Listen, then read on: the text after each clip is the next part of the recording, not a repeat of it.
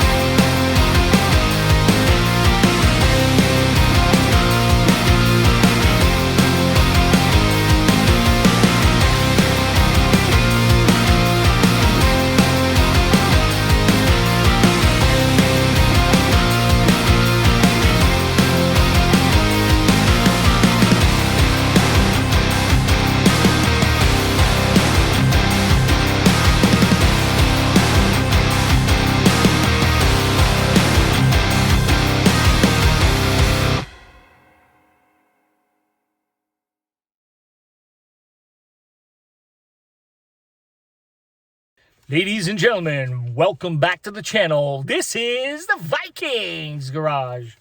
And what I have here is a stack of papers. Ooh, this one is nice. This is better nice.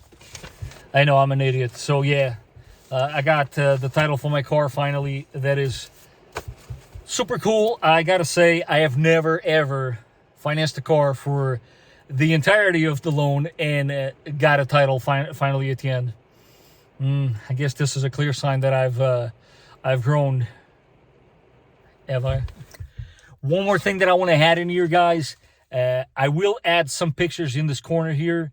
And for this video alone, and because I want to stay as accurate as possible, I'm going to post pictures that are completely 100% taken out of my phone that were taken of my car, because I want to keep this video as accurate as possible to this review. So let's get going with this. Let's talk maintenance. Let's talk service. Let's talk what should you be expecting from your 4Runner after you reach such mileage, which clearly, as I just showed you, it's totally possible. By all means, I am not here claiming to have a high mileage 4Runner. Believe me, do your research. There's some people out there, of course, we're focusing on 5th generation 4Runners here, that have well over 200,000 miles, no problem. So what I have here in my hands, guys, is big stack of papers, obviously. This is 5 years or 100,000 miles, roughly, that the car has been under my ownership. Yes, I should clear that out. I purchased this car with almost 80,000 miles. I had 79,000 and change. I saw the odometer turn to 80,000 on my drive home from purchasing it.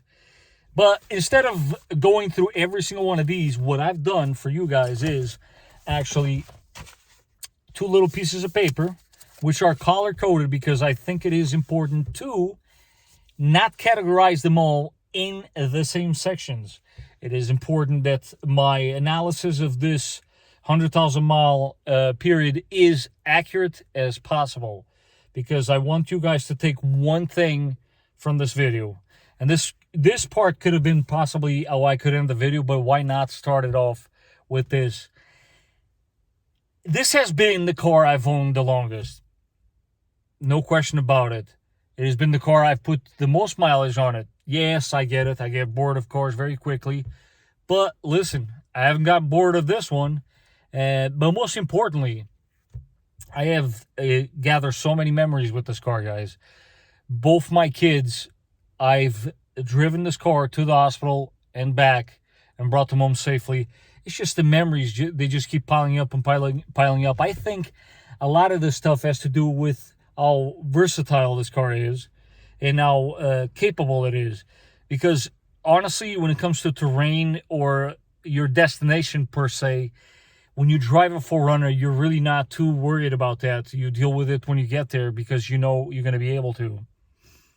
I know it might sound a little cocky to some, but take my word for it. It kind of is. I mean, the Jeep guys know what I'm talking about. It's just that kind of vehicle that you can count on. That out of the way, and that mushy stuff out of the way. I mean, obviously, I don't know if you picked up on it by now, but yes, by all means, you should buy a 4Runner.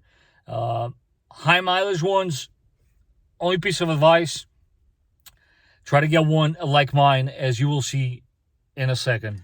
So actually, before I do break down every single piece of service that I have written down here, what I am going to tell you guys is generalizing it, the basic stuff. This is the way I do it. So it has worked for me for 175,000 miles. Hopefully I'm doing something right. So here we go. Four-wheel alignments, I do that once a year, regardless. Oil changes, this is a tricky one, controversial one.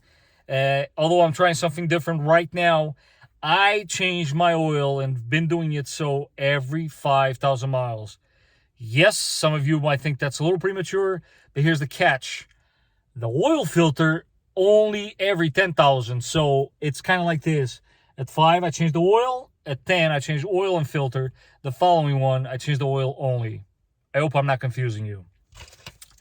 Your drive shaft U-joints, both front shaft and rear shaft, they have lubrication points in. By all means, they need to be lubed. I do, no jokes on the lubing of the shaft, guys. Come on. I gotta say it, you know. Lubricate your shafts once a year. That sounds pretty bad. Wipers, maybe premature on my part. Again, I get a break on the price for the parts once a year. I change my wipers once a year at exactly the same time as my engine and cabin air filter, which I change also once a year. I like to do it around the end of May because of the pollen. Around that time, pollen is somewhat done and over with, so I just toss it out.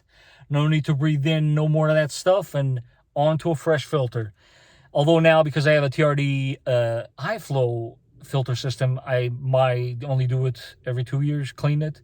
This is a different type of filter, but don't worry about that. I don't want to confuse anybody. Tires, rotation every 5,000 miles. That is a must for me. And why do I say that? Because you want to make sure that your tires last you as long as possible. It's one of those repairs that is kind of pricey, so why not make it last? Every 5,000 miles, rotate your tires. Now, all the other fluids, my rule of thumb here is, and I mean all of them, okay? Front diff, rear diff, transfer case, transmission, coolant, power steering fluid. Yes, I'm going to leave the brake fluid out of this one. You'll see in a second. All of those I just mentioned, do it at every 60,000 miles. I think that's a great number. It's an easy number to remember. And you know what? Some of them, yes, you're doing it a little prematurely, but guess what? You're not arming anything. If anything, you're giving your car more of a better chance for items not to break down sooner than they would. Me personally, I'm not going to lie to you. I'm trying to be honest with you guys with this review of my service experience. Again, because I have access to all these things and fluids, I have been changing all of these fluids that I just mentioned to you every 30,000. But I believe you can go up to 60 is perfectly fine. 30 is a little premature. That's the way I've done it. But then again, I'm in a different situation. After the very first service that I've done, which was at 80,000 miles. 80,000 miles, I changed all the fluids in this car, and I changed both filters. Now, when I say both filters, I just want to note here that and I'm not incentivizing anybody to do this, the cabin air filter on this car, which I did use, by the way, as a selling point on my behalf to lower the price, it was original. It was so bad that it was embarrassing to show them that. But in either case, yes, my original cabin air filter was changed by me at 80,000 miles. That aside, at 94,000 miles, I've done the airbag recall. If you haven't done so, please check with your dealer. It is free of charge, guys. Your passenger side front airbag is going to be replaced for that recall. I did mine at 94,000. At 97,000 miles, I did my very first brake job. Now, when I say that, this time, at this particular brake job, I replaced everything. I replaced the pads, I replaced the rotors, and I replaced the calipers. They were seized up. Yes, indeed, at 97,000 miles. These calibers were seized. But here's the catch. I did save the receipt. No. Here I am admitting to it. I did not buy the OEM calibers because they are a little pricey. I did instead buy aftermarket, which is the ones that are currently still in the car. So I know those are good. And now so do you. And I paid for both calibers. Of course, you got to return the core. $175. So yes, guys, sometimes aftermarket parts are okay too. Now, next on the list was at 106,000 miles. I replaced my drive belt for absolutely no reason. It wasn't cracking. It wasn't worn. It wasn't making noise. I just replaced it because it had 106,000 miles. And at the same time, which is very important, they are due around 110. But 106, I did my plugs and PCV valve as well. And you should too. Now, very first failure right here, right now, because I don't count the calibers. I've covered this in the past. If you buy a 4Runner or any car of this caliber from Toyota, just kind of expect that your front calibers are going to seize at some point. So it's kind of a given. First failure, 115,000 miles, is my transfer case output shaft seal. Boy, that's a big one. $15 seal.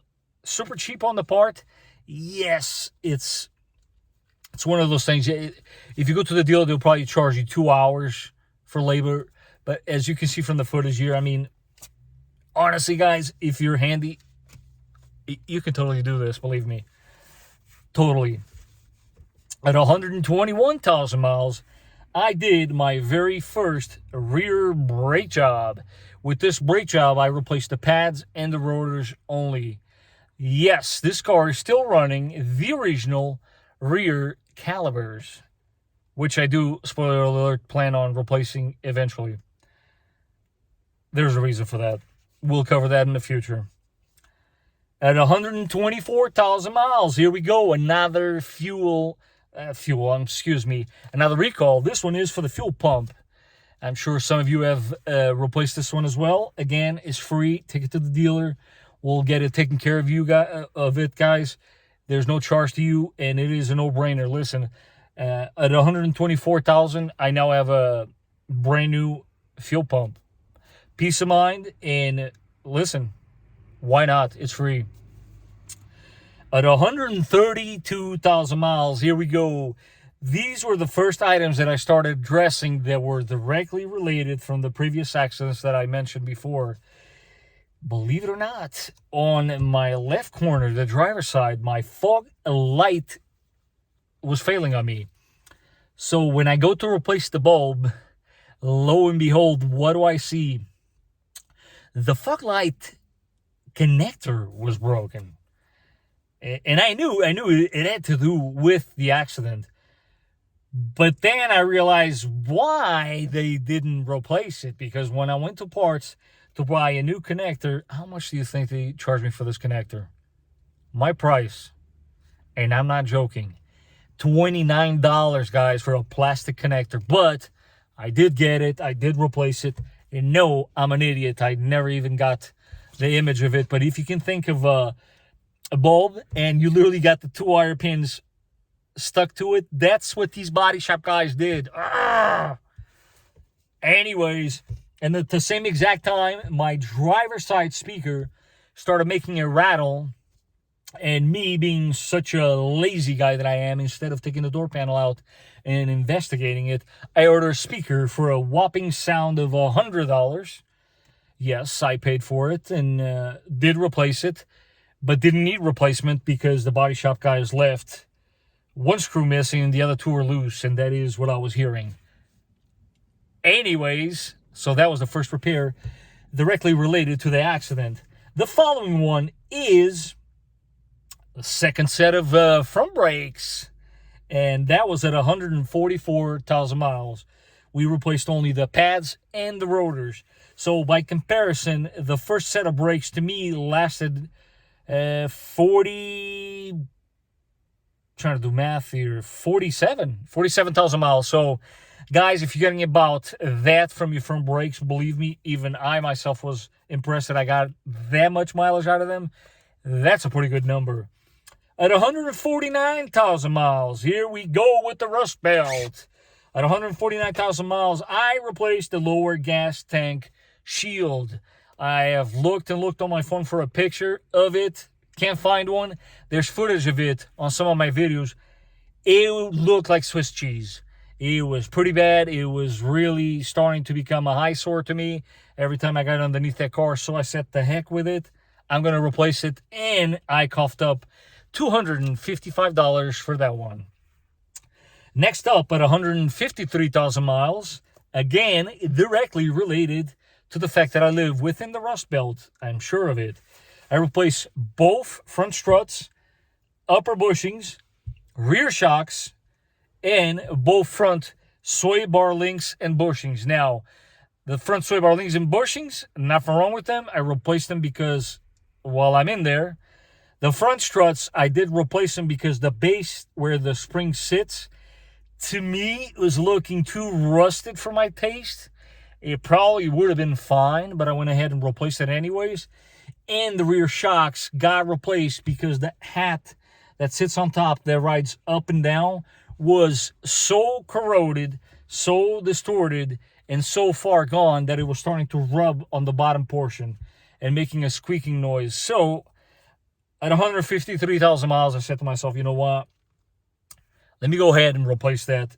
It's not a big deal. We got our money's worth, right? This one is pretty cool. At 157,000 miles, I did replace my first set of tires. Yes, somehow I made tires last that long. I did pay for those tires $790, which I think it was a pretty good deal. Sometimes if you keep an eye out for that, some of these dealerships will give you like a sale. It's like a seasonal thing in which you buy 3 tires and they throw in the 4th tire for free or for $1. Look into it. It's pretty cool, and actually you save a lot of money. Here's the second failure ever in the ownership of this vehicle, and that comes at 158,000 miles, and that was my intermediate steering shaft. Yes, that one cost me $190, and I'll leave here the thumbnail for the video.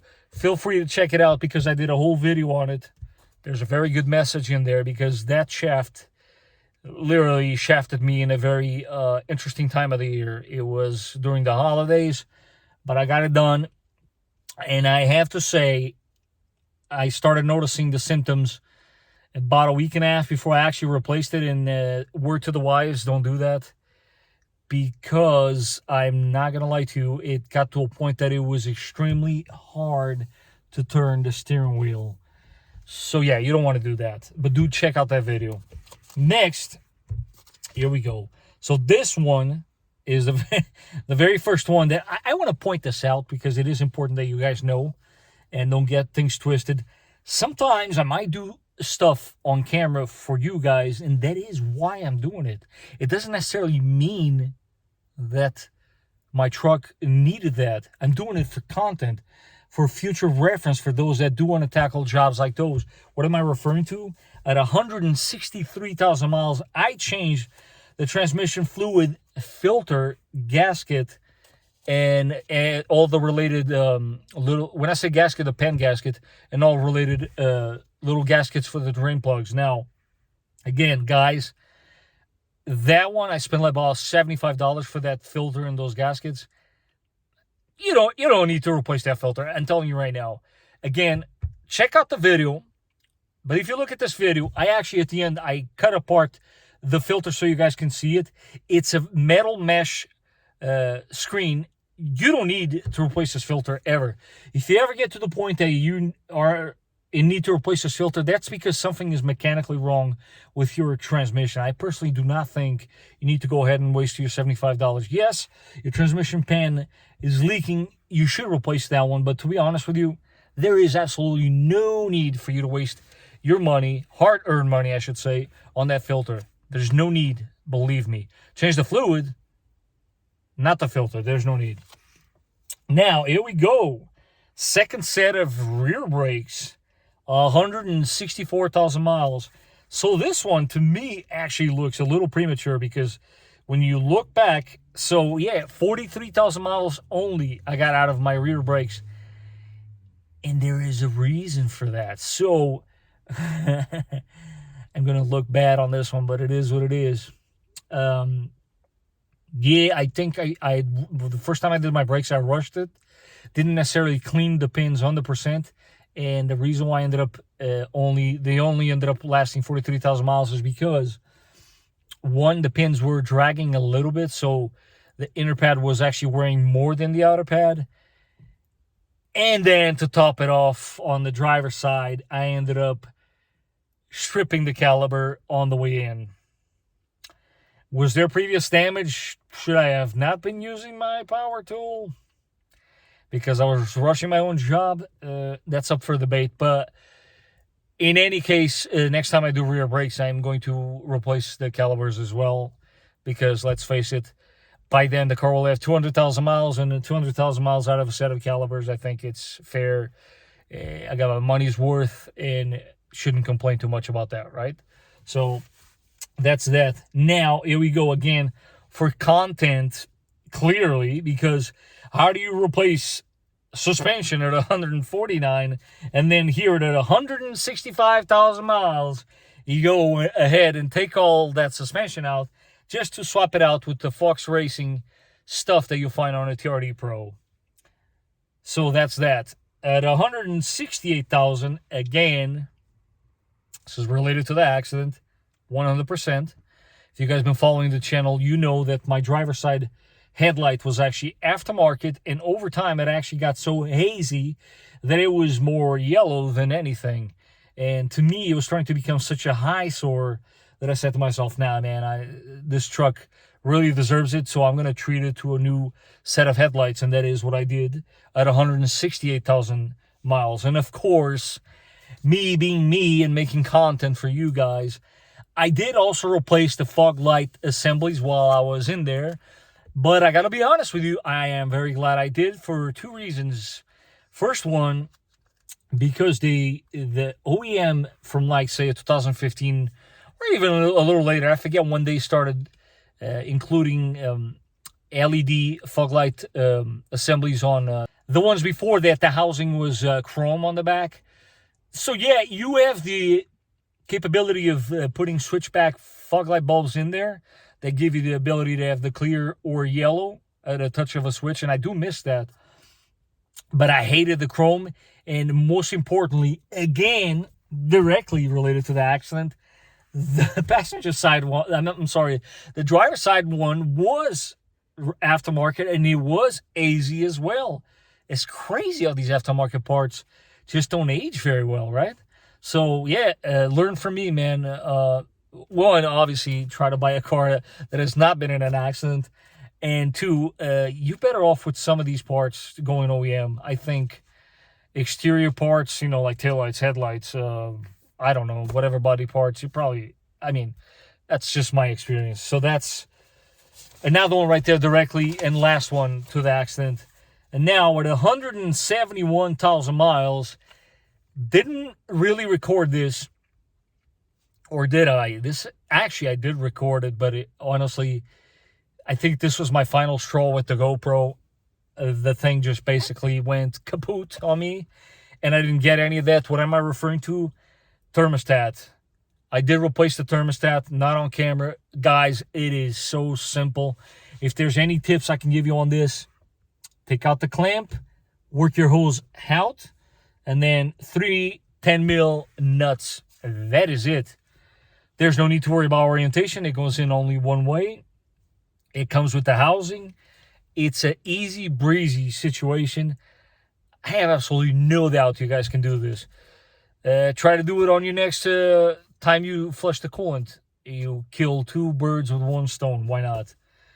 And yes, at 171,000 miles as well, and I'm very proud of this one, I replaced my battery. Now, here's the catch. So I would like to think this is the original battery, but I work on these cars all the time, and this battery looks to me like it was swapped out from another Toyota, different model that is. I know that for a fact. I want to believe that at 171,000 miles, I'm replacing the original battery. But let's just say that this battery on my possession lasted 100,000 miles. So that's that. And then at 172,000 miles, and again, this one, purely for content purposes only, I replaced my second set of spark plugs and PCV valve. There was no need for it. These spark plugs are iridium, and they're good for about 110,000 miles. 100%, guys. Every time I've taken my plugs out, even the first set at 106, they looked almost new. I'm not even kidding you. So do them at 110, 115, who cares, 120. But do replace them because it is good procedure to keep up with the maintenance like the manufacturer recommends. And at 172,000 miles, mainly because I'm lazy, and there you go, I'm admitting to it. That's what happens when you have kids. I replaced my timing chain tensioner cover gasket. Now, why am I saying admitting that I'm lazy? Yeah, because that guy's been leaking for probably the last 20,000 miles. The leak was very tiny, very small. Again, you guys might want to check out the video. I give you all the details on how to replace it. It didn't do so well as a video, but honestly, guys, this is one of those things. Spend the money on the gasket. It was $50. It's not that big of a deal. You can totally do this at home. It's super easy to do. You don't have to take the belt out. All you're going to do is take some hoses out of your way for the emissions pump, and you're good to go. It's like so simple. You can totally do this in an afternoon while you enjoy a couple of beers with your wife or spouse, for that matter. So there you have it. That's it. 175,000 miles on a 4Runner. That's my breakdown. I gave you guys the ones that were directly related to the rust belt area. I think it's super important because, honestly, even I borderline colored that one as well. I wonder what everybody else out there has experienced as far as the intermediate steering shaft. Are you in dry areas, non-rust belt related, having this issue as well? Because I have a feeling, because of the location where it sits, it might have been related to the fact that I live in this area. But that's up to debate. Now, before I let you guys go, there is one fluid in here that, for some weird reason, I kind of forgot to touch bases on that in the beginning. But listen, better late than never, right? And that is your brake fluid. So here's how I do this. And yes, I'm aware I do have access to these machines and to these fluids. I flush my brake fluid with every brake job, basically. Should you do that? Might be a little overkill. If I could give you a piece of advice, here's the deal. Say you do front brakes now, don't flush the fluid, flush it on the next one. The key is that you do flush it. So it's roughly you giving it about, let's call it 80,000 mile period. That's probably pushing it a little bit. But the key is do flush it. A lot of people don't want to tell you this, but the brake fluid that comes in your truck, OEM, is super, super resilient. It is a synthetic fluid and is meant to last 100,000 miles. The ones that you do swap it out with usually don't. But I think a good rule of thumb, if you can flush it every 80,000 miles, I think you're going to be fine. I personally do it with every brake job. Now, with that out of the way, I did take some notes here because I thought it was important to mention this. These are things I'm very proud of. And I wonder what some of you guys can throw out there in the mix in the comment section down below, of course. And the first one is 77,000 miles on a set of tires, guys. That right there is testament that if you rotate your tires every 5,000 miles, they will last you. Yeah, there are some brands that I probably would stay away from. I'm not going to throw any names here. But, you know, Michelin, Goodyear, Falcons, Bridgestone, stuff like that, you know, like these are good tires. It's a good compound. And if you rotate them frequently, you're going to get your money back. Another one, and this one is up to debate. I can tell you guys right now that the number is not 171,000 miles on the same battery. I'm going to go ahead and say it is more like, what is the math here? 91,000 miles roughly on the same battery. I'm pretty proud of that. I work in the field, as you guys know, and it's not very common that you see a battery lasting that long. Again, you got to drive your car. If it sits, you got to start it every so often. Some honorable mentions here is, guys, I could be here all day, so we're not going to touch them all, but water pump is original. Drive belt tensioner is original. Drive belt pulleys, AC compressor, alternator. I mean, the list goes on and on and on. I mean, I just told you guys what I have replaced. There's a lot of original things in this car, guys. By all means, if you are in the market for a 5th generation 4Runner, and it happens to have high mileage, make sure you get a car like this one with detailed service information. And by all means, do not be scared of buying it, because it's going to last. I can assure you. I am the perfect testament to that. I have absolutely, positively, no doubts in, say, if I wanted to tomorrow, take the family down to Key West, and that is a pretty long drive from New Jersey. Yeah, I'd get in this car, no questions asked, and I know we would get there, no problems. And if that's not a shocking conclusion, I don't know what is, guys. Listen, drive your cars, enjoy them, do maintain them, please. And if you have any other type of failures, I've been talking for too long, as you can tell, or things that have gone wrong with your car before 175,000, or even for those high rollers over there, I want to know what kind of miles you got out there, because I have seen quite a few examples that are pushing past 225,000. This is obviously 5th generation 4Runners only. Drop it in the comments down below. We would all love to see some of your stories. But in the meantime, I want to take this opportunity to thank you guys for coming. And before I do forget, if I can find it somewhere in here, where is it? I asked. There was only one person that responded, but guess what? I'm still going to make the video either way. AGT Design keys came in the mail. I'm going to show you guys how to do it. Why? There's a super important detail in there that if you miss it, you're going to mess up the whole thing. Not to be scared, though, because with my instructions, you at home are going to be able to do it as well. And there you have it, guys. I hope you enjoyed the video. If you did, don't forget to smash that like button. If you haven't subscribed, I got to be honest with you, I think you're costing yourself some money, because I am here with one mission and one mission alone, to save you a ton of money. And then on that shocking conclusion, I'm checking out, tagging out. I've been talking for way too much. And I will catch you guys on the next one. Hi guys, a little noisy here, but let's take a look at the condition of this frame after 175,000. Now, for some of you, a lot of this is going to make you, what's the word I'm looking for? Cringe. But rest assured, look at that, the overspray that I did with the frame treatment.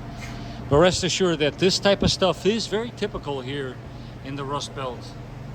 Do I like it? No, I don't like it at all. But this is the reality, though. Yeah, I'm trying to give you guys as detailed as possible. Look at this drive shaft. This thing has definitely seen better days. But yeah, we do try to take care of her best we can. This cover right here, you guys might recognize this from a previous video. I did replace it because it was starting to look terrible. And then, on the other end, this exhaust is looking nice and shiny. And so are my struts, shocks. But yeah, frame is what we're looking at here in its condition. Again, kind of expected when you are in the area in which I live. But all in all, it's not terrible. It's a little trick here with the drain for your evaporator. I've covered that in a previous video. You don't want it dripping on your frame. Again, wow, this drive shaft clearly has seen better days. I don't know if you guys remember this from a previous video, but it's holding up. It's sealed. The side actually looks worse.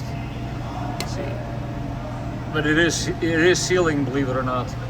But yeah, other than that, I mean, she's here. Lower radiator frame looks a little sketchy, but still in place.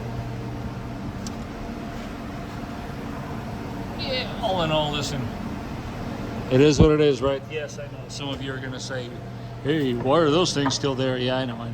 I gotta eventually treat myself to the proper recovery points, but I hope this was informative for you guys.